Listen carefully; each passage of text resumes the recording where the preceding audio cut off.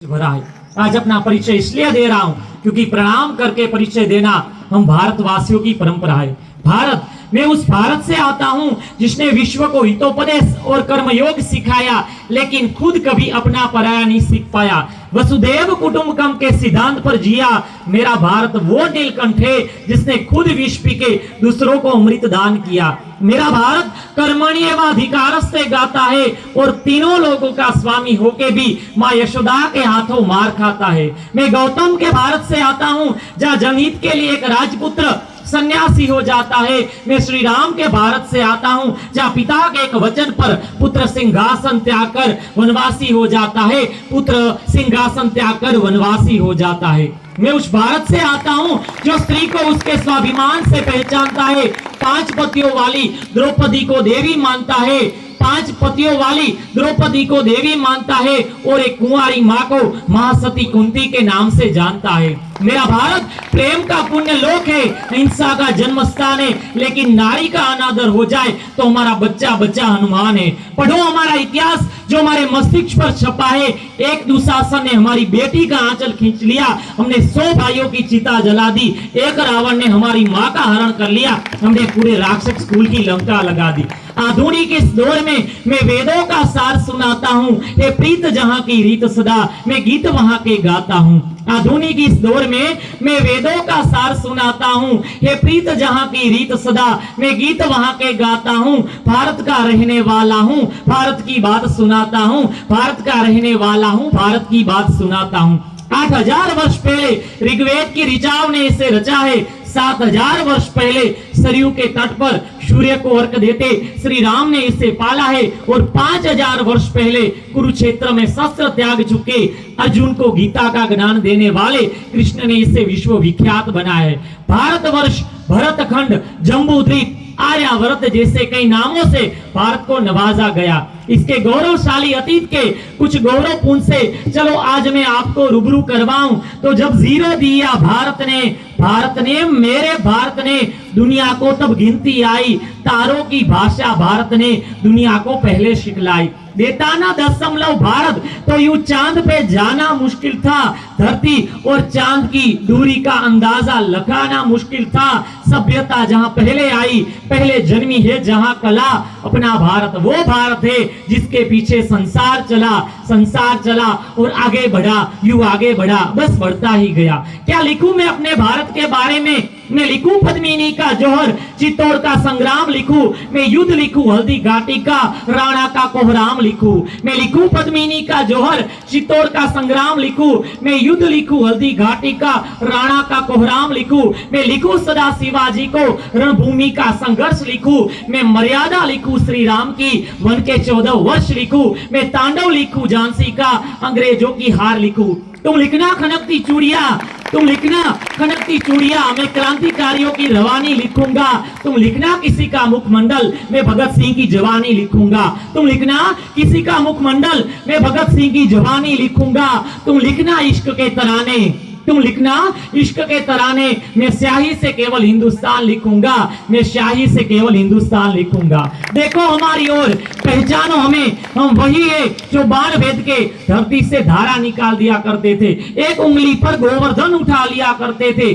हम ही थे वो दिलेर जो चक्रव्यूह में से वापस लौटने की विद्या सीखे बगैर गए, और वो भी हम ही थे कि जिनके फेंके हुए पत्थर पानी में तैर गए। हम बचाना भी जानते हैं और मारना भी। हमने दुश्मन के लिए फाइटर जेट बनाई, संगीन बनाई, और जब जिंदगी की सांसें टूटने लगी तो हम ही ने वैक्सीन बनाई और लिख दिया उस वैक्सीन पर सर्वे संतु निरामया, यानी ईश्वर सिर्फ हम पर नहीं हर किसी पर, सब पर दया करे। हम जाबाज है, जिया ले, आंधियों से खेले, बिजलियों के पाले हैं। हम शांति का सवेरा है, इंसानियत के उजाले है। पहचानो हमें, हम हिंदुस्तानी है, हम हिंदुस्तानी है। मोहब्बत, अमन और सुलह के हमराज हम ही है। विश्व शांति के लिए उठने वाली सबसे बुलंद आवाज हम ही है। देख लो हमारा इतिहास उठा के, 5000 वर्षों में हमने किसी पर आक्रमण नहीं किया, लेकिन किसी ने हमारी तरफ आंख उठाकर देख लिया तो हमने उसे देखने लायक छोड़ा नहीं। दोस्तों के लिए स्वागतम का गीत और और दुश्मन के लिए मुंह तोड़ जवाब भी हम ही, हिंसा भी हम ही है, इंकलाब भी हम ही है, हम ही गौतम बुद्ध है और राणा प्रताप भी हम ही है।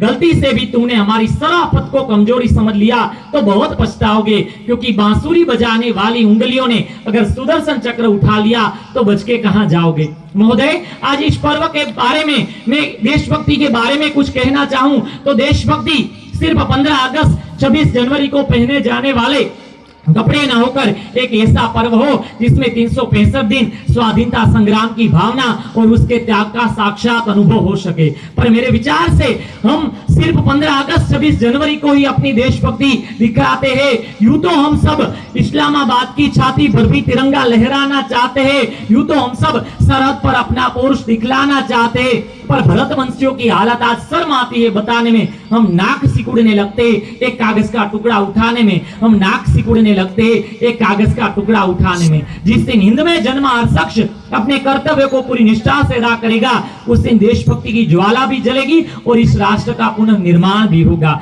अब इससे थोड़ा आगे बढ़ के कहूं तो लाल किले पर तिरंगा, स्कूल में विंध्य हिमाचल यमुना गंगा, क्या इतनी सी आजादी काफी है? क्या सिर्फ इतनी सी आजादी के लिए वो जनेऊधारी चंद्रशेखर आजाद कंपनी बाग में अकेला ब्रिटिश फौज से लड़ गया था और वो 23 साल का सरदार रंग दे बसंती गा के फांसी पे चढ़ गया था? क्या सिर्फ ये 1.5 गज कपड़े के लिए नेताजी सुभाष चंद्र बोस ने हिटलर को आंख दिखलाई थी? बहुत आंसू बहा लिए वीर गाथाओं पर, बहुत मेले लगा लिए शहीदों की चिता पर। अब जरा आगे बढ़ना होगा और समझना होगा कि जहां आजादी का मतलब सिर्फ फ्रीडम लिखा है वो सारे शब्द कोश व्यर्थ है, क्योंकि इस देश में आजादी के एक या दो नहीं 142 करोड़ से अधिक अर्थ है। आजादी वो है जब टूटी हुई चप्पलें डिजाइनर जूतों के साथ चलने से ना डरे।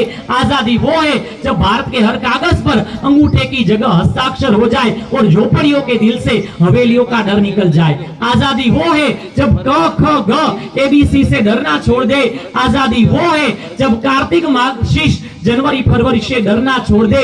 आजादी वो है जब रविवार सोमवार मंगलवार संडे मंडे ट्यूसडे से डरना छोड़ दे। पर ये आजादी संभव कब होगी? ये आजादी हमें क्यों नहीं मिल रही? क्योंकि इसके लिए जिम्मेदार भी हम ही है।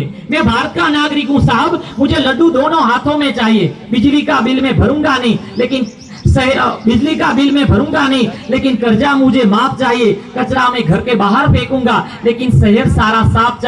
बिना रिश्वत दिए कोई काम नहीं करूंगा, पर भ्रष्टाचार मुक्त मुझे सरकार चाहिए। पर इन समस्याओं पर बोलने का हमें वैसे कोई अधिकार भी नहीं है। क्यों नहीं अधिकार? तो ट्रैफिक के नियमों का हम पालन नहीं करेंगे और पकड़े जाने पर 100 रुपए देकर निकल जाएंगे। बाद में क्या हम भ्रष्टाचार पर बात करेंगे? शादी ब्याह में ढेर सारा भोजन बर्बाद करने के बाद क्या हम गरीबी और भूखमरे पर बात करेंगे? बड़े बाजार में कोई मवाली महिला को छेड़ रहा हो, उस पे वार किया जा रहा हो और हम केवल मुख्य प्रेक्षक बनकर खड़े रहे, बाद में क्या हम महिला सुरक्षा पर बात करेंगे?